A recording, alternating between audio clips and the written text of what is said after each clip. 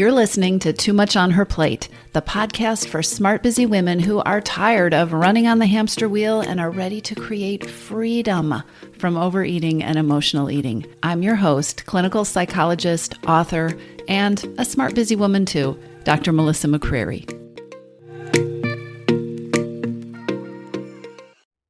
Hey, everybody. Welcome back to the podcast. Today, I want to talk with you about your inner critic and self-criticism and negative self-talk and how it gets you into trouble and also what you can do about it. So quite simply, negative self-talk and being hard on yourself and criticism can absolutely fuel emotional eating and overeating. I mean, imagine you have had a challenging, awful, frustrating day at work, and that little inner voice starts saying things like, well, you should have done this, and you're not good enough, and you always mess things up. Or it starts in on all the things that you supposedly should have said or remembered or followed through on. When you have these kind of thoughts, which we all do, they can then trigger emotions like frustration or sadness or even guilt and shame. And then, because you're busy and tired and stressed and trying to cope with these negative emotions, you might easily ditch the plans that you made for dinner and order a pizza as a way to comfort yourself, or something else, or something in addition, because eating provides a temporary distraction and that in the moment sense of feeling good, of pleasure. It gets you away from everything your inner critic just made worse. Here's another example. Say you have an inner critic who is constantly on your back for not meeting certain standards.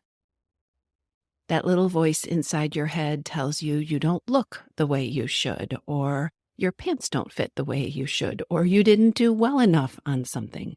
It's constantly on you. And then that leads to stress. That leads to anxiety, and diving into the pantry can easily become a coping mechanism to numb or to get away from all that negativity. Right? It's thinking like, oh, I messed up again because my inner critic told me I did. What is the point of not eating the cake? What is the point of not doing the eating that I don't want to do because it's all ruined anyway? There's nothing weird about you that you have an inner critic, and we need to be honest that she's not very pleasant to live with. Your inner critic can be a great little drill sergeant berating you for every step that's less than perfect, pointing out every single thing and telling you things like you're weak or you don't have enough willpower or you should have, could have, needed to, fill in the blank, right? And the guilt and shame that this can trigger then can easily drive you right to the refrigerator. There's one final reason that I want to talk to you about how to deal with your inner critic, and I'm going to keep underlining this. Yes, you have an inner critic, and we all have one. There is nothing inherently wrong with you that you have one. It's just a part of how we operate. But there's one final reason that it's really important to deal with her, and that's that inner critics are mean and insensitive. If you could download the soundtrack of your inner critic talking to you, if you could listen purely to that soundtrack on your worst days, you would probably be shocked at the harshness with which she talks to you, the harsh words that she uses, the labels that she throws at you like it's just absolutely normal. It is almost impossible. In fact, I think it is impossible to cultivate self-compassion and self-kindness when you are constantly being berated by that kind of negativity. And when you don't have self-compassion, then it's really hard to prioritize your needs and your well-being and taking care of yourself. And then going and getting something to eat can become a way to fill that gap, right? The things that you're not getting, the self-care, the kindness, the rewards, the recognition. Overeating can become a way to fill that gap, the gap that's created by the lack of self-love and self-kindness and not honoring your own needs and your desires. And that gap got created by the way your inner critic is talking to you and the kind of beliefs that your inner critic is laying down. Negative thoughts about yourself and about what you're capable of and about what the outcome is going to be create things like procrastination and guilt and shame and a whole lot of stress. And all of these things can be triggers, or they can be the last straw that leads you to eat things that you don't want to eat, that you hadn't planned to eat, that you aren't hungry for. Overeating and emotional eating. Your inner critic creates a situation that can lead to binges and overeating and feelings and thoughts that keep you up at night and create a vicious cycle that can lead to more binges and overeating and nervous eating and stress eating. Your inner critic can leave you cranky and irritable and full of self-doubt and can be responsible for getting you way off track with things that are important to you. And anyone who's tried to tell themselves to just knock it off knows that that doesn't work very well. So, inner criticism is a real thing. It can hook you big time. Let's talk about what you do about the self-doubt and the negative thoughts so they don't sabotage you. And honestly, the last reason I think this is really important because they are incredibly unpleasant. Here's the first thing you have to be really honest about. If you are like me, your inner critic and your negative thinking about yourself has probably led you down the same path for years. You know the script by heart. It gets recited by heart. You think these thoughts by heart. In fact, you might be so familiar with the things your inner critic tells you that you recite that script, that negativity, as easily as breathing. You might be so familiar and used to living with that voice in your head, which, by the way, you generate, that it just happens that you don't even know it's there. It might just feel like what it's like to be you. That's not true. You are not the thoughts and the beliefs and the words that inner critic generates. If you haven't done so in a while, or if you haven't done so ever, take a day or so and just practice tuning in and paying attention to how you're talking to yourself. You won't do it all the time. You'll forget. You'll go back on autopilot with your thinking. But just every once in a while, ask yourself, what's the voice in my head saying? And catch your tone. Catch the words in your head. Ask yourself, would you talk to a friend that way? Would you talk to your child that way, or somebody that you love? Would you ever have that harshness or use those words or throw those labels out so casually the way your inner critic does? It's not pleasant to really tune in and to really listen, but it is important because you can't address something that you're not aware of. So practice tuning in. Ask yourself, how am I talking to yourself? Catch yourself. Sometimes it is very powerful when you hear yourself saying something to yourself like, oh, you're so stupid, or I can't believe you did that, to just say, ouch, ow, I don't deserve that. Okay, recognition is the first step. Paying attention is the first step. It's always the first step. But then what? You can say things like, ouch. You can decide that you don't deserve this way of talking to yourself, and you might become gentler with yourself over time. That's an incredibly valuable skill to cultivate.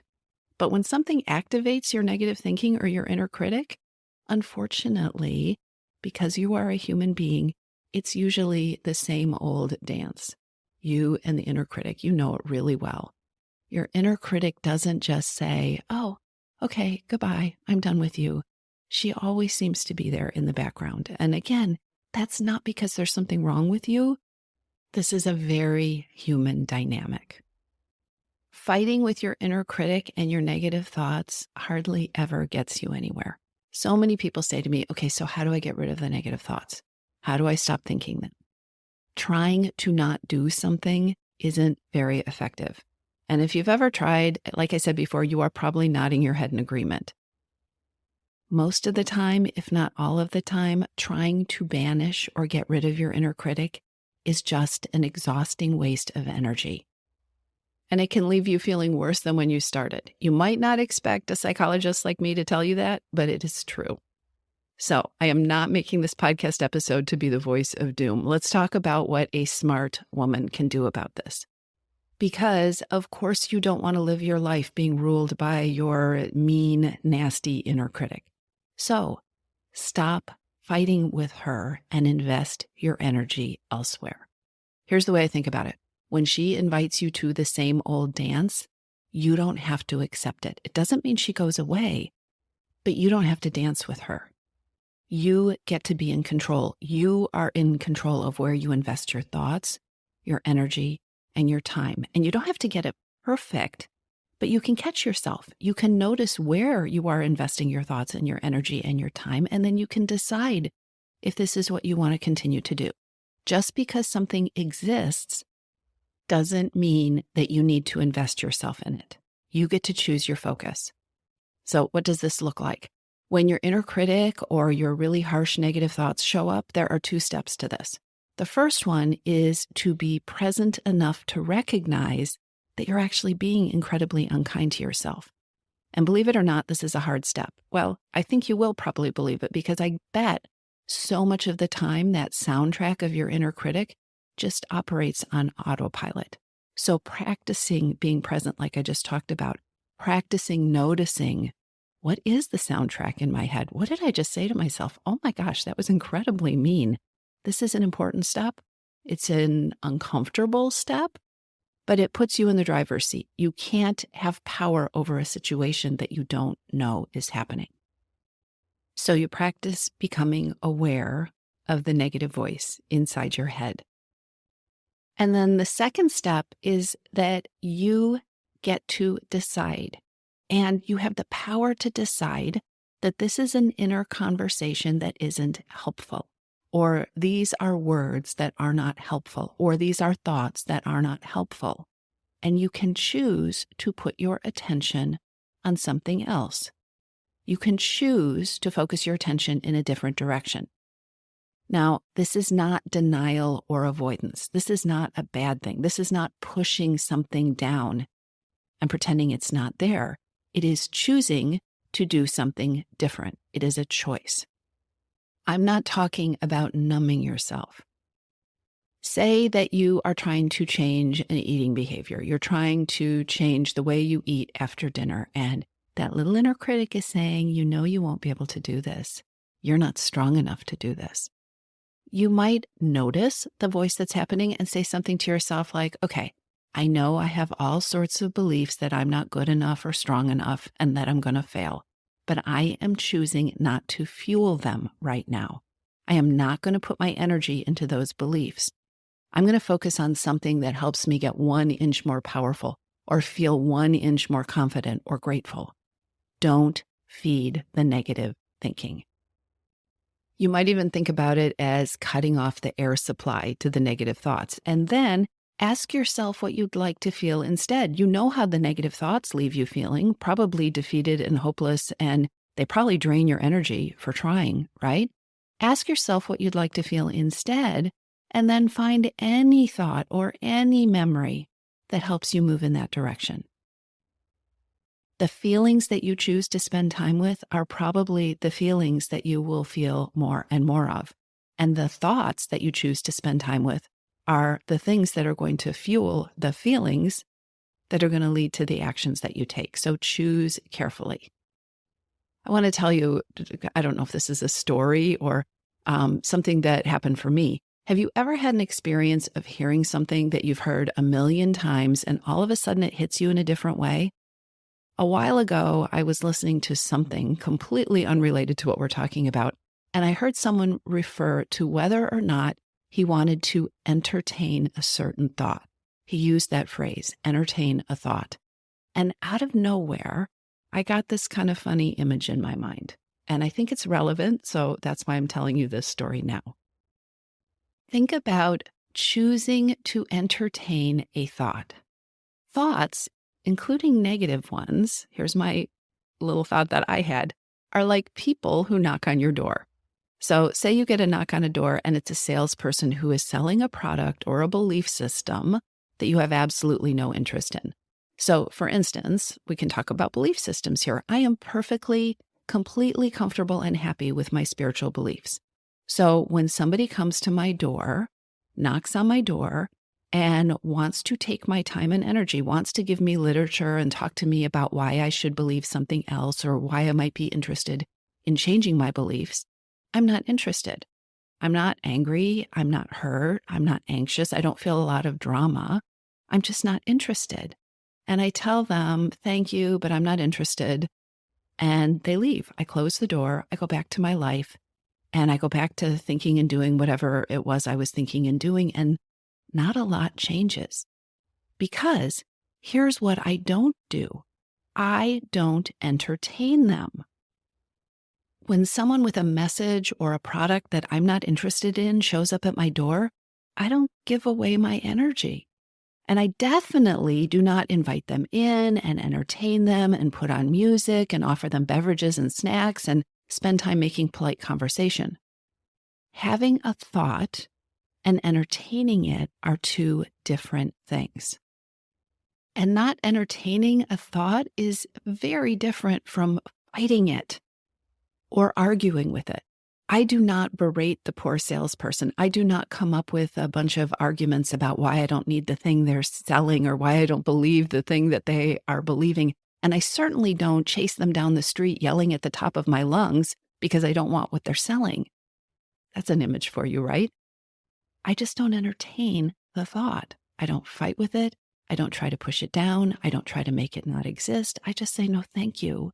I'm not interested. And I shut the door.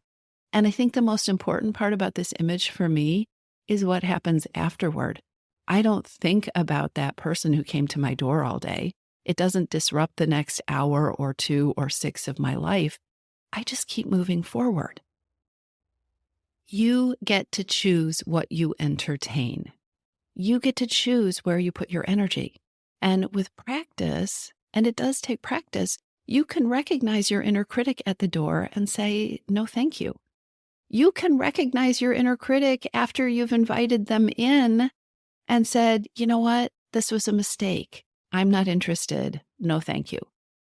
So you and I both have an inner critic, and yours may show up and tell you that you're weak and that you'll never stop eating cookies one whole sleeve at a time and that it's going to be hard to do it. And you can entertain those thoughts. You can feed them by thinking about all the ways this can be true and all the ways it's been true in the past. And you can come up with all sorts of ways that it might be hard to change that habit. Or you can choose not to. You can recognize that this doesn't feel helpful. You can recognize that this is taking you in a direction that you don't want to go. You can recognize, oh, this is my inner critic.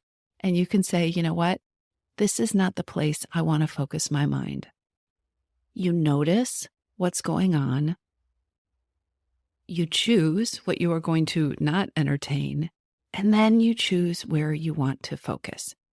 The feelings that you choose to spend time with, which are created by the thoughts and the beliefs that you choose to spend time with, that's what you are going to create more of. So choose carefully. It starts by being present. It starts by noticing. It starts by not entertaining stuff that's not helpful for you. And then, if you want to feel more confident, don't blast yourself because you don't feel confident. Don't go there. Instead, tell yourself something, anything that stretches your belief in yourself. Even if it's that phrase, you remember that children's book, The Little Engine That Could, where the train is trying to go up the hill and it just says, I think I can, I think I can, I think I can, right? Even if it's something as simple as that, find something that you believe that is either neutral or moves you in a positive direction, but certainly that doesn't make it harder to get up that hill, and focus on that. I'm kind of laughing here because we all have to be aware that the very first thing your inner critic is going to do when you try to do this is tell you, there isn't anything I've accomplished. There isn't anything that can make me more positive. You see, you can't do this. Remind yourself of something. And if you can't think of something, think smaller or think outside of the topic of changing your eating. Remind yourself of something that you've accomplished that was hard. Remind yourself of a time that you've been brave. Remind yourself of a time you didn't listen to that inner voice, when you didn't focus on your self-doubt. Or remind yourself of a step that you know you can take, even if your inner critic tells you it's too small. Remind yourself of something you can do or you have done or you feel good about. This is not silly. That's your inner critic talking. This is not silly. It is powerful. And I want to challenge you not to entertain the thought that it's not. When your mind wants to convince you that you can't do something, or that what you're doing isn't working, or that it's never going to work, or that it's going to be too hard, or that it's going to be too painful, focus on what you can do. Focus on what you have done. Focus on what you are doing. Practice using your thoughts to encourage you, to grow your confidence, to see and focus on the positive, and to move you to a place that feels good. The bottom line is that what you focus on grows. And the thoughts that you choose influence your future thoughts and flavor your feelings. The feelings that you allow yourself to soak in. Think about it like marinade, right? The feelings that you allow yourself to soak in, they will impact, they will create your mood and your energy, and ultimately your vibrance or your lack of it. You do not have to destroy your inner critic. You never will. You just don't have to invite her in and serve her cold beverages. You just don't have to dance with her.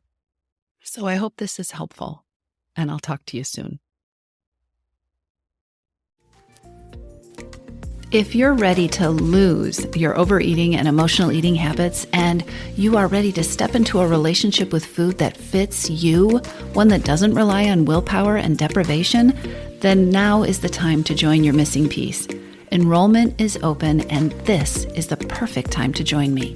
Go to toomuchonherplate.com/freedom, or just click on the link in the show notes. Your Missing Piece is the program where I show you step-by-step how to create freedom from overeating with a unique combination of psychologist-designed, personalized work with me, coaching, and smart strategy. You'll learn how to reclaim your power, ditch the diets, and create results that are built to last. Check it all out at toomuchonherplate.com/freedom, and I'll see you inside.